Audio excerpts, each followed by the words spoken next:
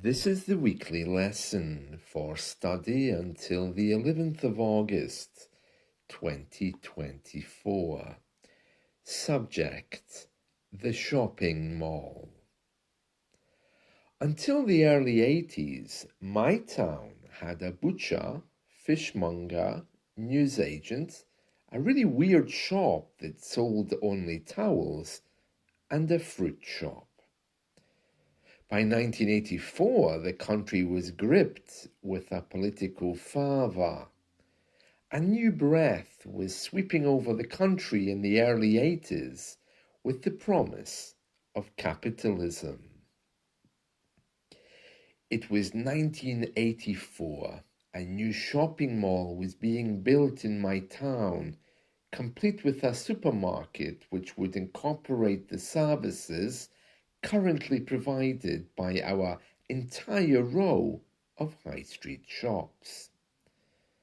My grandmother immediately declared the idea of a mall evil. She said that about most new things anyway, and refused to go anywhere near it, along with the old cronies who wanted to remain loyal to their friends who managed the little shops in the town. I remember the day the mall opened. We thought we had arrived. It felt like we were now living in New York. A shopping mall, new ideas, new shops, a future, growth, and most of all, hope that our communities could change and grow. Just like we had seen in American TV shows like Dallas. There was no longer a feeling of a fading breath of the past. There was some kind of future appearing. This shopping mall was built over the river, which flowed underneath it. It even had a fountain in the shape of an old mill wheel at the bottom, paying lip service to our past, and a supermarket which was bigger than anything any of us had seen before. The new local radio station had also set up shop here. For a teenage boy like me, this ticked all the boxes. Finally a place to go. It eventually had a coffee shop which replaced the old tea room in the town centre and had a pub. I was offered a job playing the piano there at night.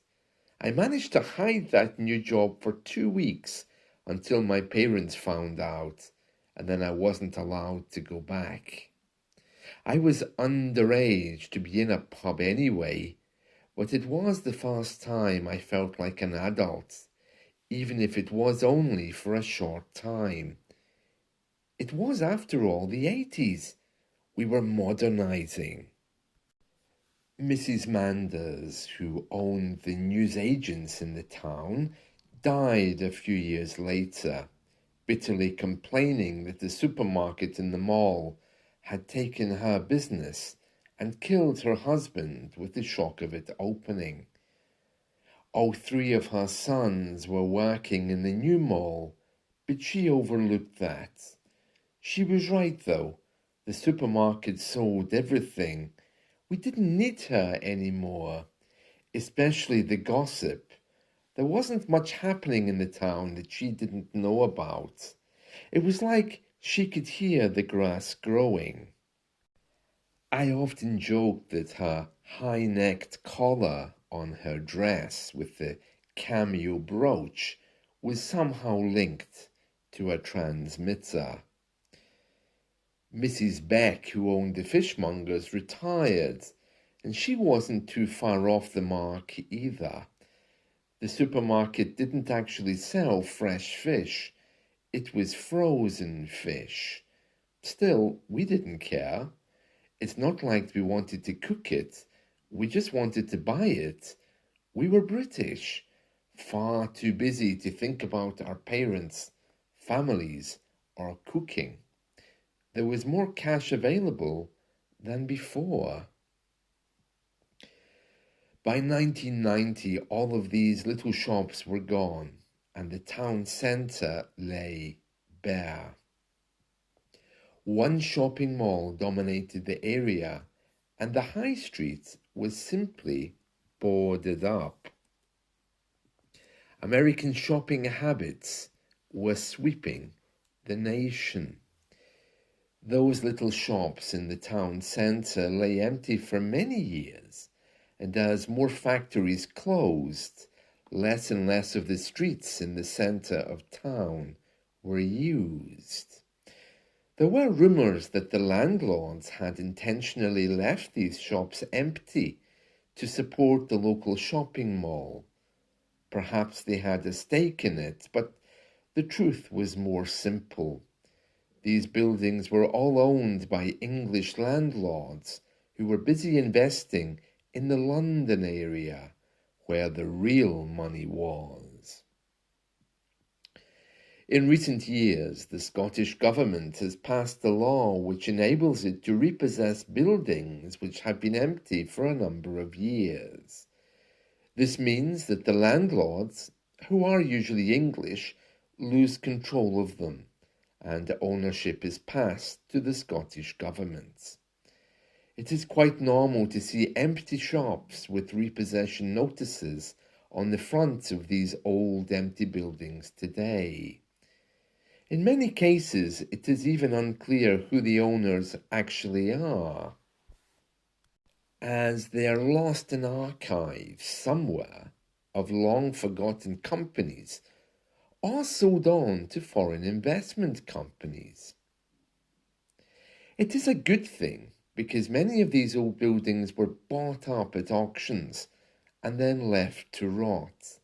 Something had to be done to tidy up our town centres. Roll forward to 2024 and now the mall is old. The fountain has gone, many of the shops are empty, and it is up for sale. The radio station is now online only and broadcasts centrally from London. It just looks worn. The windows, which once gave a panoramic view of the river, are covered in graffiti and look out onto a church which has been vandalised, having been closed some years before, and a river full of supermarket trolleys. It looks like a fading actress who still thinks she is living in the best years of her life, when in reality, these are the last days of her life. But she's the last person to realize this. I noticed that one of my cousins still works in the card shop in the mall. During my last visit, we waved at each other, but didn't exchange any greetings. So much was said in that wave, a yearning that things could be different, a memory of the past when we played as children, and the years which have passed in our lives. The glance and wave lasted less than 10 seconds, but we both understood. Things are different now in adulthood, and too many years have passed for us to be reacquainted. Now we are simply people who acknowledge our past together, and it is enough to say hello. It has that awkwardness that people feel when they meet an old flame, a person from the past who doesn't belong in the present. I used to ask my parents innocently why they didn't keep in touch with cousins or relatives, but now I understand. It's simply about moving on and the years which have created a gulf between us. As for the town centre, well, the local government has started a regeneration campaign, including bringing in new businesses and encouraging local shops. Also, renting out space to heritage groups and art galleries. Pedestrianising the precincts really helps. We can walk through the town now without worrying about cars and trucks. But with lack of investment from the private sector, nothing is likely to change fast. Still, the town is sound at heart, and I am sure it will once again rise. We have all moved on, mostly to other places with new experiences in new cities and countries.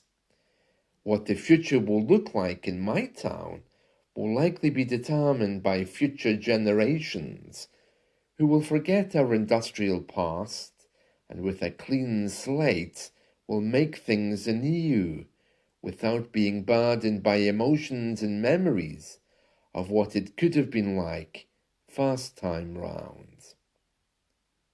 I blame ourselves, though. We didn't try to keep our town centre alive. We were simply spectators in a game which none of us could change.